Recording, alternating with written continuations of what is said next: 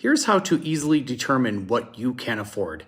Take your gross monthly income, also known as your pre-tax income, and use 36 to 45% of that.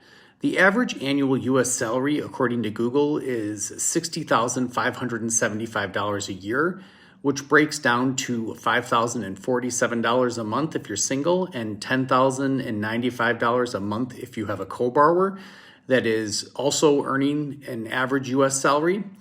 Therefore, if you're single, your monthly payments should not exceed $816 a month on the low side, 36% of $5,047, and $2,271 on the high side, 45% of $5,047. If you have a borrower and a co-borrower both earning the average US salary, then you have $3,634 a month on the low side, 36% of $10,095, and $4,542 on the high side, 45% of $10,095. The simplest way to look at this is that this is what you want your monthly bills, including your housing expense, to not exceed if you're going to live a life where you are not house poor, which is very important. I know because I have been house poor and it was not fun. I like to keep it simple, so add up what you pay out monthly without your current housing expense or rent. Let's say that's $700 in car payments and other debts, credit cards, student loans. Using the 36 to 45% ratio that we are accounts for things like cable, heat, phone, etc. So you don't need to add those. Just what you pay monthly in installment loans, credit card debts, student loans, etc. Take that figure and subtract it out of your totals at 36% and 45% of your gross monthly income. And that's what your monthly housing expense should not exceed on both the low end and the high end. In this example, if you're single, your payment should not exceed $1,016, $1,816 minus $700 on the low end, and $1,517 on the high end, $2,271 minus $700.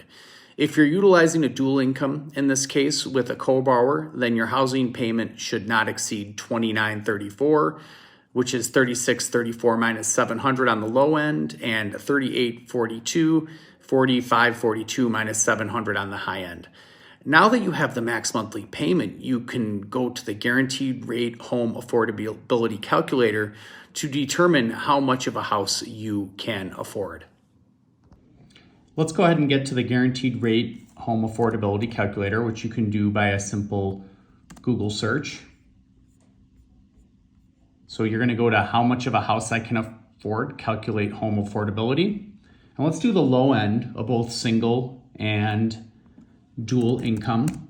One thing I love about this calculator, it is conservative. So if there is an error, it's going to be on the, much rather you be pleasantly surprised that you can afford more. So we said that $1,816 was the low end if you were single of the payment that you could afford. And let's just assume you have a $10,000 down payment. So according to this calculator, with again, this is conservative, so you see an interest rate of 8.375 and the taxes, I would just leave these where they're at because again, it's conservative, and this will give you a pretty great idea as to what you can afford. So in this scenario, you'd be able to afford a $180,510 home. If you hover over here, that translates to about $170,000 loan amount after you put $10,000 down. So we said the low end of a dual income was $2,934. And let's just assume you were able to double your down payment since there are two borrowers now. That would translate to $337,601 purchase price with a $317,000 loan amount after you pay $20,000 down. So again, conservative, but a great way once you determine the maximum payment at the 36% of your gross income and 45% of your gross income, the low and the high end. Great way to determine what you can afford. I hope this provides some clarity as to calculating on your own what you can afford, clarity and empowerment. But I know I went through it fast. You can watch it over again, or you can always just drop a comment or shoot me a message. If you have any questions, I'd be happy to calculate this for you. And as always, if you or anybody you know is looking to buy, sell, or refinance a home, go ahead and drop a comment or shoot me a message anytime.